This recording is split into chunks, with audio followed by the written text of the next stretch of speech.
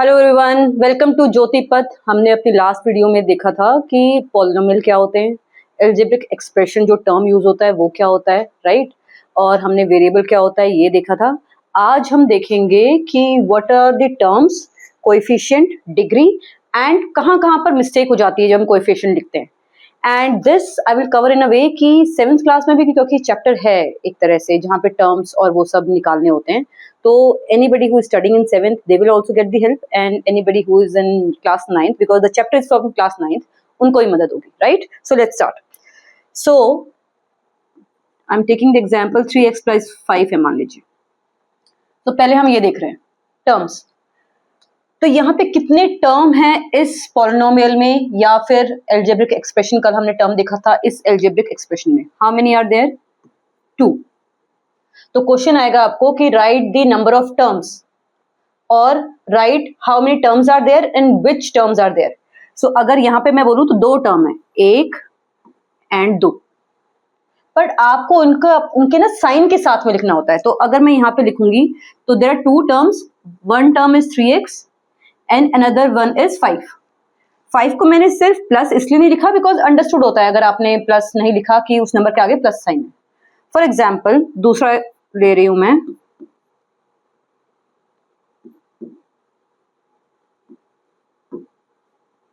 Okay,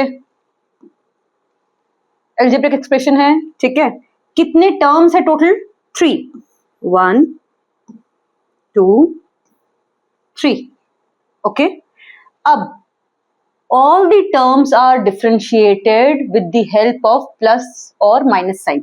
आपको plus या minus sign से ये सारे टर्म्स अलग अलग करके लिखे हुए होते हैं इक्वेशन में। अब यहाँ पे टोटल कितने टर्म्स हैं? 3।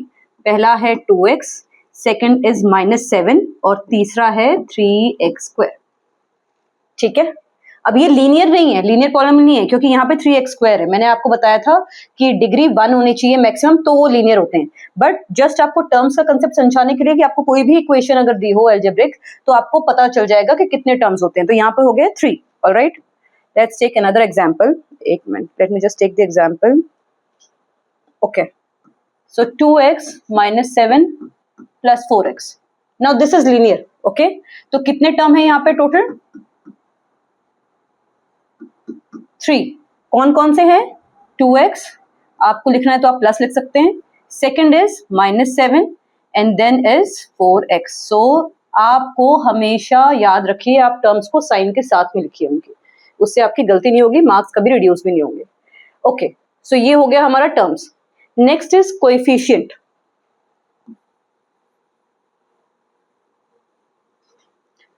कोएफिशिएंट होता है जो भी टर्म जिसमें वेरिएबल हूं, तो यहाँ पे वेरिएबल है, x दिख रहा है आपको, यहाँ वेरिएबल, तो मैं इन दो को यहाँ लिख लेती हूँ।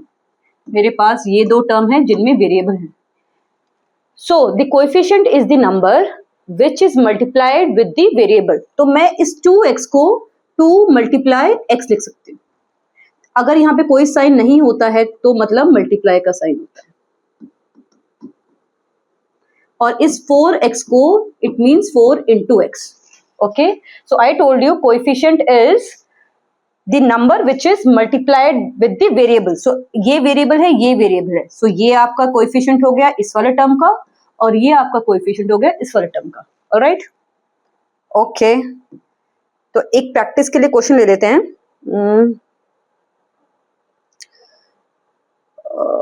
ओके,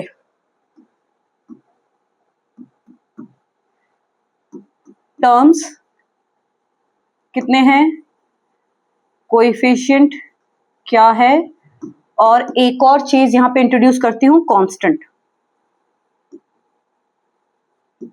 पहले इसको आंसर करते हैं। टर्म्स कितने हैं? 2, विच ऑल? 4x एंड +7, ठीक है, ये दोनों टर्म्स हैं। कोएफिशिएंट क्या है? जिसमें वेरिएबल होगा उस वाले टर्म को आपको चेक करना है। तो 4x it means 4 × x, so this is your coefficient, okay. Constant होता है the term which does not have a variable. वो नंबर या वो टर्म जो अकेला होता है जिसके साथ वेरिएबल नहीं है। तो यहाँ पे देखिए 7 के साथ में कोई वेरिएबल नहीं है, सो आपका कांस्टेंट जो है वो है +7, आई होप ये तीनों टर्म आपको क्लियर हो गए होंगे। इसके आगे अब हम देखते हैं डिग्री। ऑलराइट, मैंने डिग्री का कंसेप्ट ऑलरेडी इंट्रोड्यूस किया था, बट फिर से आज 2-3 एग्जाम्पल के साथ में कर लेते हैं।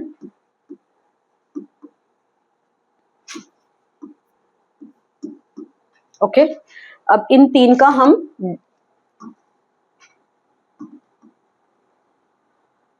डिग्री आपको पहले टर्म देखना है जिसमें वेरिएबल हो, ठीक है, फर्स्ट स्टेप। तो यहाँ पे टर्म 2 हैं और इस वाले टर्म में आपके वेरिएबल है, ठीक है। अब आपने इसको यहां लिख लिया। अब आपको उस वेरिएबल की पावर देखनी है यहाँ पे। If there is no number means by default it's 1। तो यहाँ पे जो डिग्री है वो है 1। और जिन पॉलिनोमियल या जिन इक्वेशंस की डिग्री 1 होती है उनको हम लीनियर पॉलिनोमियल कहते हैं, जो इस चैप्टर में आपको हर जगह आगे सिखाया जाएगा। यहाँ पे अगेन टर्म देखना है जिसमें वेरिएबल हो, तो 7y उसको आप साइड में लिख लीजिए। फिर आप देखिए इसकी पावर, तो यहाँ पे कुछ नहीं है, मतलब 1 है, तो इसकी डिग्री भी 1 है, हाईएस्ट पावर, क्योंकि इसके अलावा कोई टर्म नहीं है जहां पे वेरिएबल और है। ओके, अब यहाँ पे अगेन टर्म है x²। सो देखिए यहाँ पे ऑलरेडी क्या है 2, तो यहाँ पे डिग्री क्या हो गया 2।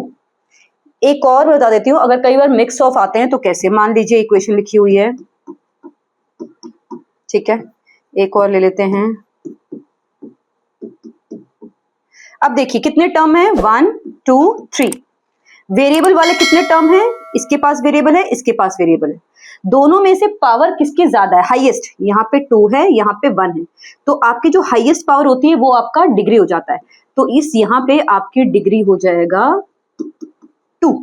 ओके, नेक्स्ट यहाँ पे पहले टर्म वो देखने हैं जिसमें वेरिएबल है। सो यहाँ पे वेरिएबल है, यहाँ पे वेरिएबल है, पावर देखनी है उनकी। यहाँ पे 3 है और यहाँ पे 1 है, सो 3 और 1, हाईएस्ट कौन सा है 3। तो यहाँ पे आपका फॉर दिस पर्टिकुलर इक्वेशन आपकी डिग्री हो जाएगा 3। ओके, आई होप ये आपको क्लियर हुआ होगा। हमारे नेक्स्ट क्लास में हम लीनियर पॉलिनोमियल की सॉल्व करना, वैल्यूज निकालना ये देखेंगे। तब तक please subscribe to my channel. नमस्ते, जय हिंद।